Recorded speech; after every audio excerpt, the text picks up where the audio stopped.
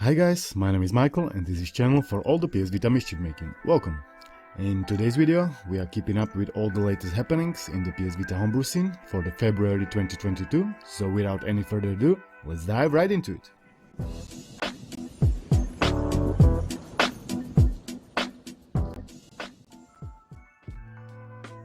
First new release we are checking out is called Dead Knight Pocket Edition, originally developed by Pateria and ported by Rodent Cat, thanks a lot. And it is a 2D action platformer and is also a downgrade version of the Roguevania game Dead Knight. I believe I would have had at least some fun with Dead Knight if the save states or checkpoints would have been implemented in one way or another, but they are not, therefore there is just a permadeath, and you gotta start from the beginning every time you die. In case you would want to experience this hopeless struggle, you can find the link for it down below.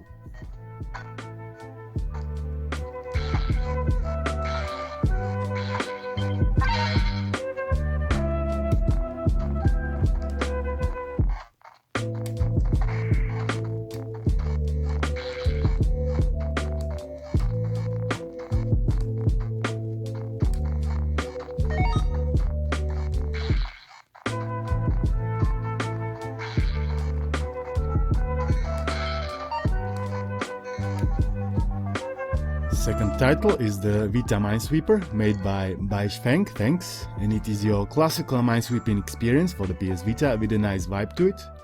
I've never been a proper minesweeper, but in case you are, certainly go and grab it from the link down below, it's for free.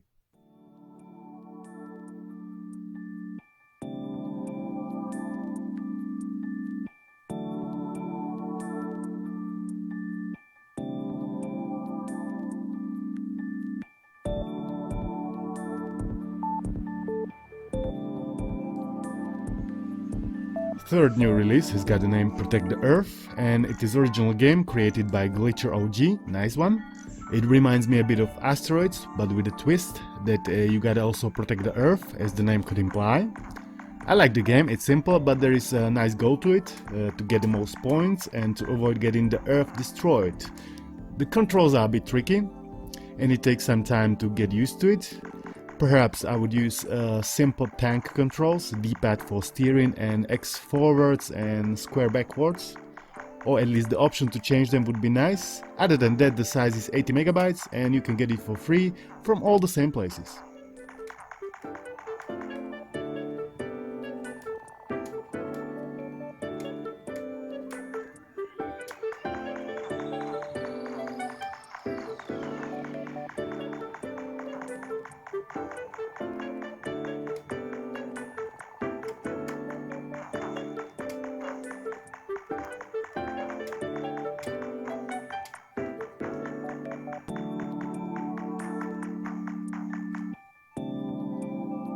Fourth very exciting port is called Five Nights at Freddy's All Stars, which is a recreation of all four main Five Nights at Freddy's games for the PS Vita created by VG Developer. Thanks a lot. For anybody who doesn't know, Five Nights at Freddy's is an indie point-and-click survival horror video game, and the first installment of the series was developed by Scott Cawthon. I'm not gonna pretend I'm a fan of point-and-click survival horror games, but rather I will ask you to go install it from the link down below and let me know what you think of it, as I know for sure there is plenty of Five Nights at Freddy's fans in here, so let me know your thoughts about the experience down below, as my experience is pretty boring. I've never been really good at sitting and waiting for the creatures to come and get me, but instead I'm very good at grabbing some utensil and smashing them into pieces, which is unfortunately not possible at Freddy Fazbear Pizza Shop. So go grab it and have fun, size is about 500 megabytes. Also guys, if you are enjoying these videos, sub to the channel would be greatly appreciated.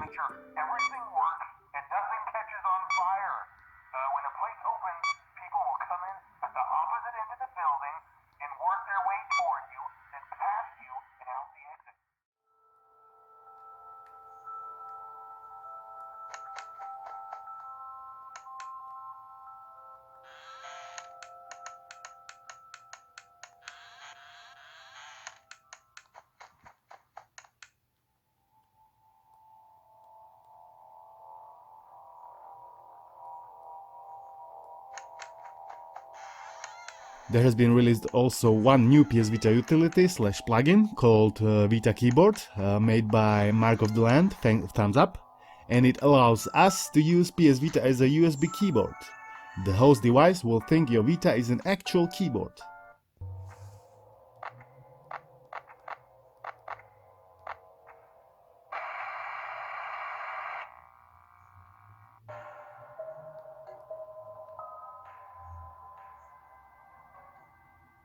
In today's episode, we are also featuring our first ever English patch of the Steins Gate linear bound Phenogram, which is a Japanese visual novel that has been translated by fan. All routes, all tips, all phone messages, all in-game images and all system menus have been translated into English, so if you're a fan of the game, go to the Reddit post and follow the instructions in order to make it work. Well done!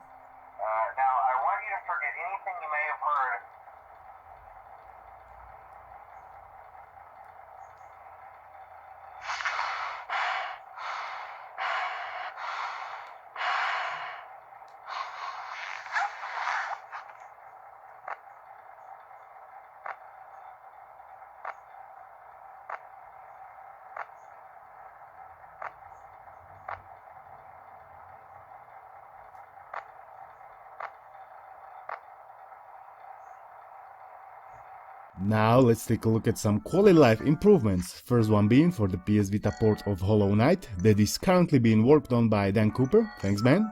If you haven't seen my latest video where I covered the initial early build, surely go and take a peek, link is in the right corner. And this minor update brings us some exciting new features like the debug console has been disabled, so no more ugly window in the bottom left hand corner. The geo counter has been fixed, many sprites got high resolution. The pause menu have been fixed, so when you press the start button the game actually pauses instead of freezes, which is very useful. And the section title label has been fixed. Save states still do not work properly, and the only way how to save your progress for now is by using the Deja Vu plugin by The Flow, which is a neat alternative until save states are implemented properly. Overall, this port is shaping up to be on the pedestal among other groundbreaking ports, and I'm looking forward to any new progress. Keep up the great work!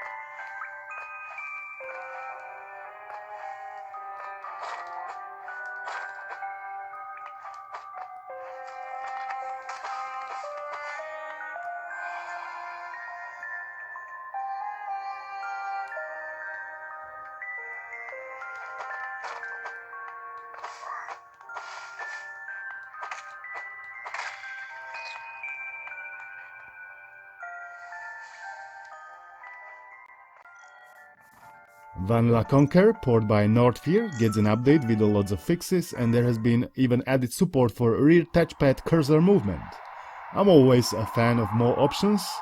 I just wish there's some toggle to disable it, cause I'm always frustrated when I meant to use the rear touchpad, and now the only option to get rid of it is to install the older VPK, which is not a big deal.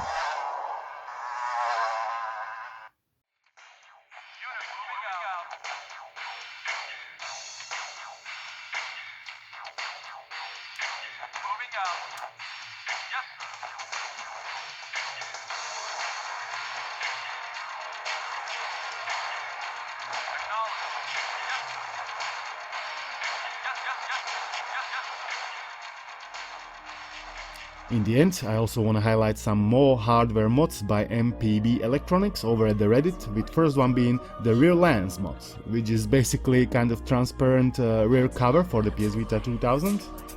Way back in the day I really wanted fully transparent PS Vita, but now I know it is impossible, so at least I can savor this mod.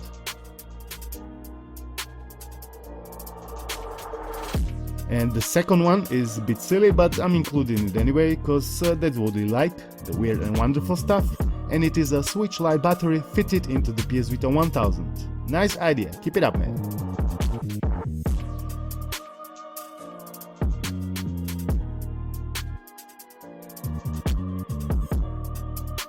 And that would be more or less it from the latest homebrew updates. If you enjoyed this video and you are still watching, please give it a thumbs up, share, comment and all the good stuff. It means a lot to me and to the YouTube algorithm. Don't forget to check out our Discord server to meet other like-minded people and follow me on socials. All the links are down below. I'd like to thank you all for watching, guys, and I'll see you in the next one. Peace.